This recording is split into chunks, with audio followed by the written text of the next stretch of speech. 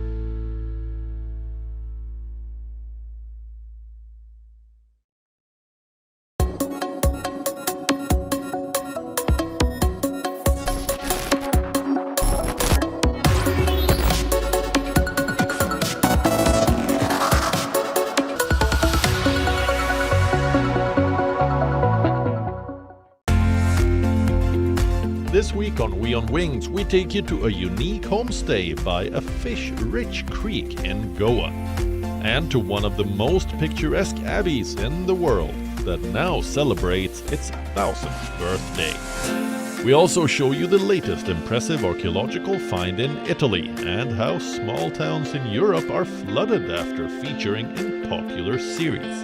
This weekend on WION at these times. This week on Inside South Asia, the West deepens its defense partnerships with India. From German submarines to US Predator drones are on offer. The UN warns of a return to the Taliban horrors from the 1990s. The opposition in Nepal is gunning for the Prime Minister, saying his policies are defined by temple-hopping populism. Can Prachanda strike a balance between India and China? And amid the searing summer heat, the king of fruits, mango, makes a mark. All this and a lot more on Inside South Asia this week.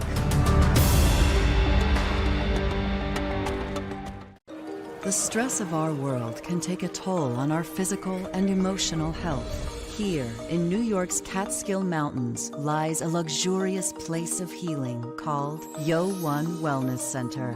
The WION Wellness Center provides 500,000 square feet of natural methods to manage diabetes, hypertension, chronic pain, obesity, depression, anxiety.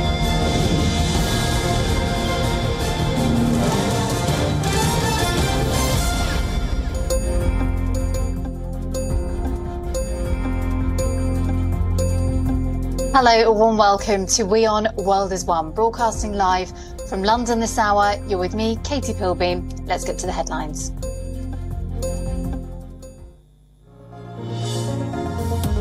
Saudi Arabia's Crown Prince to meet France's President Emmanuel Macron in Paris today.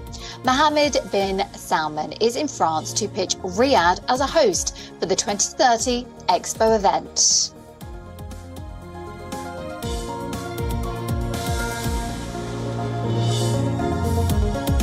5 foreign terrorists have been killed in an encounter in Kashmir's Kupwara region.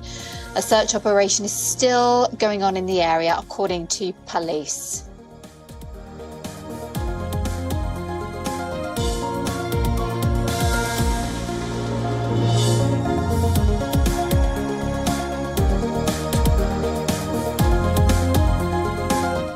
Japan raises age of consent from 13 among the world's lowest to 16 years old as lawmakers pass key reforms to sex crime legislation.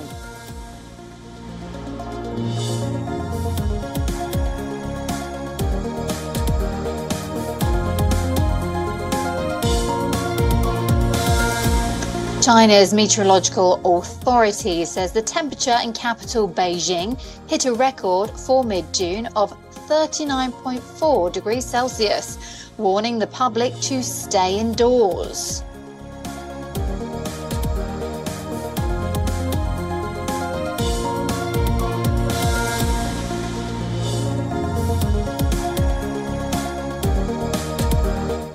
Father's Day has come a little early for Hollywood's legendary actor Al Pacino. The veteran star has become a father for the 4th time at the age of 83.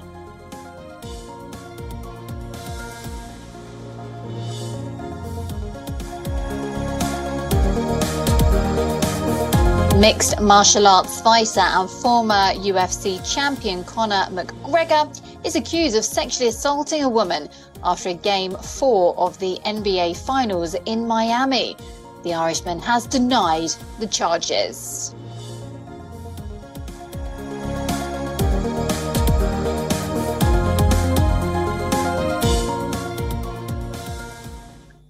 We start today with the divide over Partygate in the Tory party. Well, the split, it's wide open in the UK's Conservative Party after the release of the Partygate report that accuses the former UK Prime Minister Boris Johnson of deliberately misleading the Parliament. Well, Conservative MPs are now divided over whether to approve the report or not.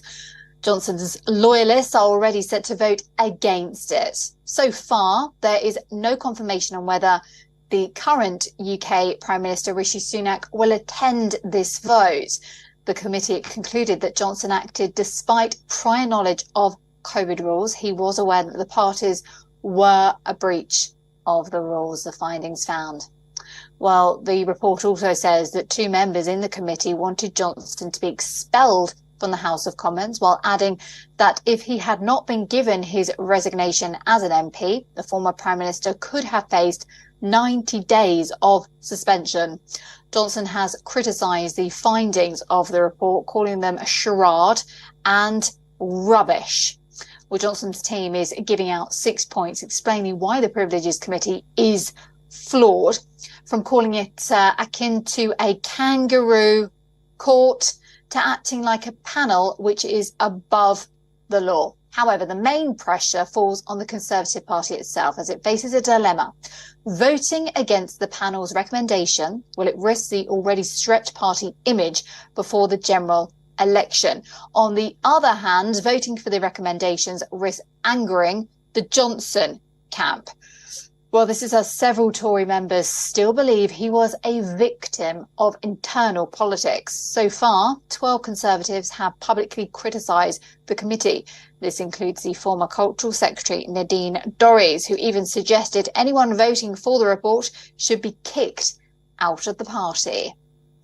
Well, for more, we are going to ask Adam Schwartz just that, the writer and political commentator joining us live from London. So do you agree with Nadine Dorries? Do you think anyone voting for this report should be kicked out? No, I don't at all. I think she's completely wrong in her assessment. And I think that ultimately Parliament will approve the report and its conclusions. I mean, I think really the report, speaks for itself. And while, I think the conclusions of it were very much expected, really it was much more damning than I think so many people thought it would be. And it went into so much detail and evidence in terms of what the allegations were that I think it's actually incredibly hard to refute. As you have mentioned, 12 MPs so far have spoken out against the report, but really they haven't really kind of provided much detail in terms of what they actually disagree with other than providing very sort of superficial narratives. So I think ultimately, Nadine Dorries is going to find herself in quite a small minority of the Conservative Party, but also, of course, Parliament as a whole. So I think ultimately, the report will be approved. But I think it's quite possible that a lot of Conservative MPs will actually abstain from the vote. I think a lot of them are very in difficult position because while Boris Johnson is actually very unpopular nationally, as polls show, actually he still remains quite a popular figure within the actual Conservative Party themselves. And for so many Conservative MPs, of course, they are dependent upon those local Conservative Party members to be reselected as candidates. So I think abstaining will be quite a good, or perhaps an attempt to try to sort of balance the two. But I also think that, it's possible we'll see the motion being amended. They might try to sort of reinstate Johnson's rights to his ex-MP's pass to go to the to visit Parliament after he's an MP. So I think overall, Nadine Dorries is wrong, and I think ultimately, Conservative MPs and other MPs will vote, for the motion on Monday, which happens to be Boris Johnson's 59th birthday. So it might not be a very happy birthday for him. Thank you for that. Adam Schwartz, writer and political commentator, joining us live today from London. Good to be with you. Well, we're going to stay with UK politics for now because the controversial UK migrant law is under the radar once again. The Home Office is doubtful over the plans to improve the asylum system. So the National Audit Office has warned that plans to make the asylum system more efficient is not working properly. Well, the UK government is spending watchdog claims. One of the key factors is the number of delays by the UK Home Office in deciding asylum claims. However, Home Office claims it's working day and night to curb the backlogs. Well, earlier, the Home Secretary, Suella Braverman, said at the current rate of processing, the government could fail to meet the Prime Minister Rishi Sunak's one of his priorities. Now, reports suggest the UK backlog of people waiting for asylum is now at 173,000, and the Home Office is spending around £3.6 billion a year on their support.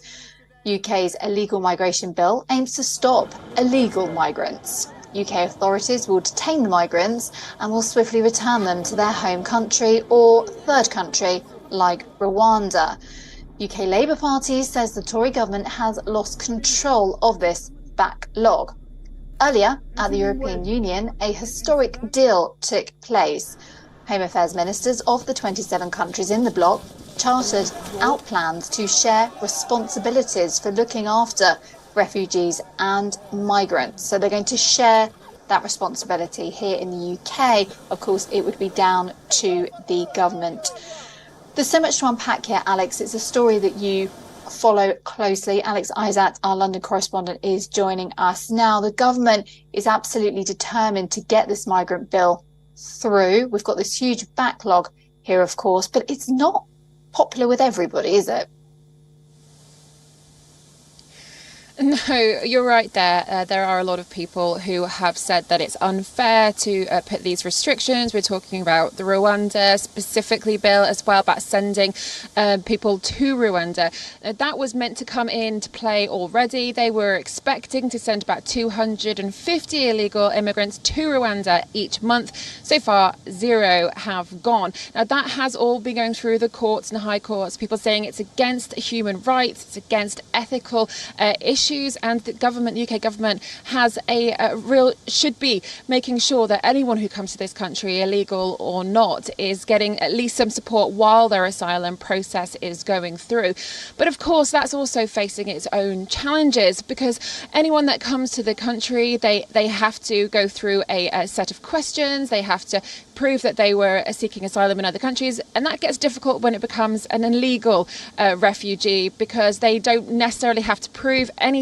Now, the backlog that we were mentioning there was something that Rishi Sunak said in December that he was going to try and curb and get under control. Now, it does feel that the government is not going to hit that target that he promised back then. He said it'll have until the end of the year to get that backlog sorted. It doesn't look like it's going. As I said, the Rwanda plan should have been in force already, according to him.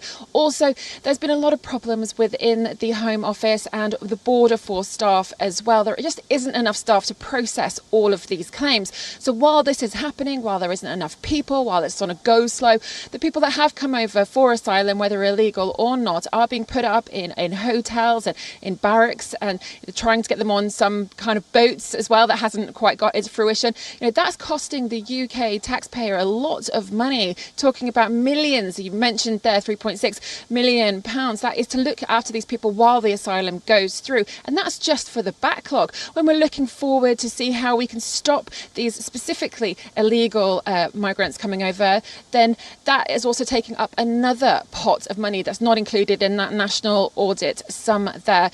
There's also real concerns with the borders. There's obviously we've put loads of money over to France. That hasn't quite worked worked out necessarily in a lot of people's favour. And Labour, of course, is going to hold on to this and say, oh, look, it's not failing, it's completely at a loss. But Labour and Keir Starmer, the opposition party leader, hasn't actually said what they would do if they do get to be the next government next year. Because at the moment there is such a huge backlog, there's such a lot of money going in.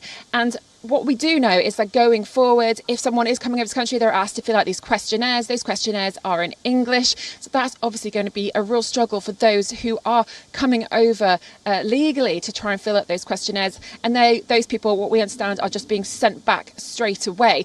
So there is a real problem within the country that those that are really needing this help from the government, they aren't necessarily getting it, and those that are coming through illegally, or they seem to know some of the rules, and obviously there's a real concern with the Baltic region sending over refugees, illegal migrants too.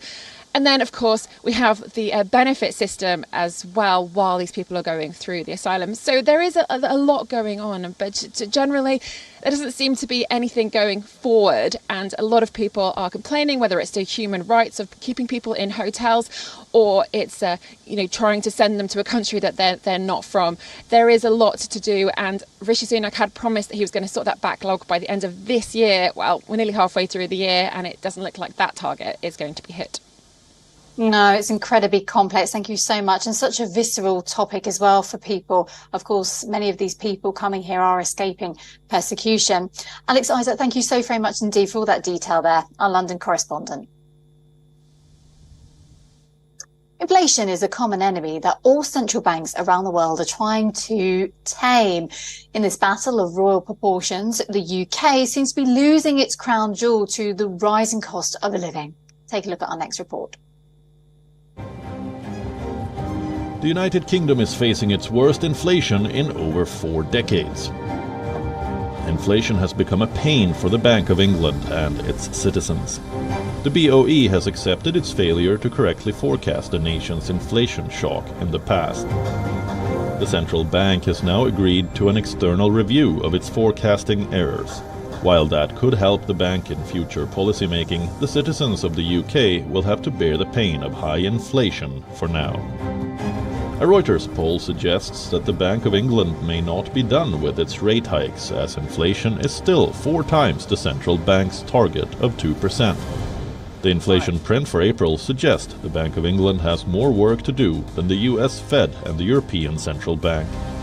The Reuters survey suggests that the central bank may be forced to raise rates by 25 basis points on June 22nd. The poll also shows that the Bank of England may be the last among major global central banks to end the current rate hike cycle. Other central banks have raised interest rates aggressively, and their moves have had an impact on prices consumers pay, at least enough impact for their central banks to pause rates before deciding what they should do next. But UK Prime Minister Rishi Sunak and his cabinet have a much harder task. They also have a much harder balancing act than the US. The UK's economy barely avoided a recession in the previous quarter, when it grew at a disappointing rate of 0.2% in April. To add to the UK's woes, Brexit and other policy changes over the past few years are making foreign investments in England less attractive. In fact, London, home to the London Eye and ultra-high net worth individuals, is losing its sight as a favorite destination for the rich. That's reducing the country's wealth creation opportunities and threatens its moniker as the crown jewel of developed economies. With a new king in the spotlight, Britain's national anthem may echo "God Save Our King" now. Yet, in reality, the citizens sing "God Save Our Paychecks." Bureau Report, WION The World is One. Spotify has ended a major podcast deal with the Duke and Duchess of Sussex. In a statement, Prince Harry and Meghan said the streaming giant and the royal couple have mutually agreed to part ways. Well, reports from the American media suggest that the royal couple failed to meet the productivity benchmark required by Spotify, and therefore they will not be receiving the full value of the contract.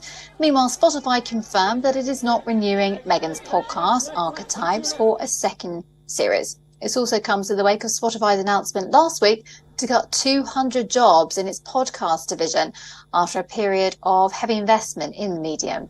The streaming giant also said that it was embarking on a strategic realignment. Since splitting from the royal family, Harry and Meghan have looked to capitalise on their global fame in order to become financially independent, and the Spotify deal was a major financial backup for the couple. Reports suggest the contract was worth around $25 million in 2020. Well, in the Archetypes podcast series, Meghan discussed various topics, including stereotypes against women, racism, with big personalities like Serena Williams and Mariah Carey. Archetypes also won the Top Podcast Award at the People's Choice Award. However, the controversies never parted way with the royal couple. The podcast was accused of spreading misinformation on COVID-19 vaccines and even making anti-Semitic comments and using racial slurs. Was it romantic? Congratulations from all of us. How are you both feeling?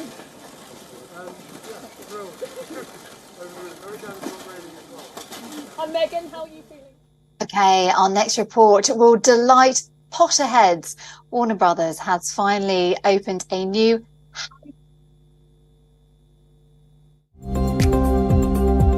Grab your broomstick, wear your robe, and take out your wand.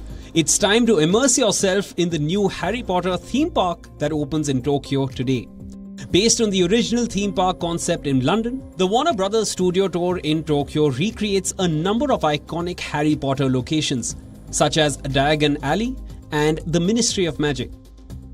The tour is based on the original concept from London. And when the London tour opened in 2012, I don't think the company really had an idea how successful it would become. So about 5 years ago, we started looking for a place to build the second tour. And we picked Tokyo because there's a really impressive, strong Harry Potter fan base here in Japan. And also because we could find a very, very good site. The Harry Potter theme park is built on the western side of the beloved Toshimen amusement park, which shut in 2020 after 94 years.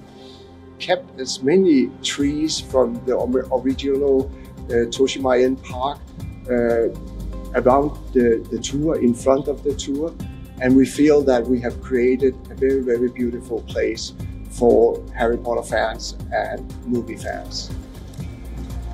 But what is so special about this Harry Potter studio tour? Well, it promises a closer look into the sets featured in the Harry Potter Hall and platform 9 3/4 to Diagon Alley and Forbidden Forest. You can step into Harry Potter's magical world. Props like wands, the Goblet of Fire, and the original costumes used in the movies will also be on display. Interactive experiences like a chance to sit in the famous Hogwarts Express and witnessing a Quidditch match are some of the other highlights. We added a number of new show sets which is not available in London. For instance, we have the moving marble staircase, we have the London Ministry of Magic, just to mention two of them. And then on top of that, we are also adding more interactive elements so that the visitors can actually get closer to the magic of movie making and experience it itself. Potterheads looking to relive the magic can also treat themselves to an enchanting meal. This will include everyone's favourite butterbeer, authentic British afternoon tea at Backlot Cafe, delicious sweets at Chocolate Frog Cafe, and many other food items as well. And for shopaholics, there is a massive collection of Wizarding World gifts, treats and souvenirs. The ticket cost for an adult is $45. For teenagers between 12 and 17 years is $37, and for children between the ages of 4 and 11, the entry fee is $27. The experience is sure to leave Harry Potter fans spellbound.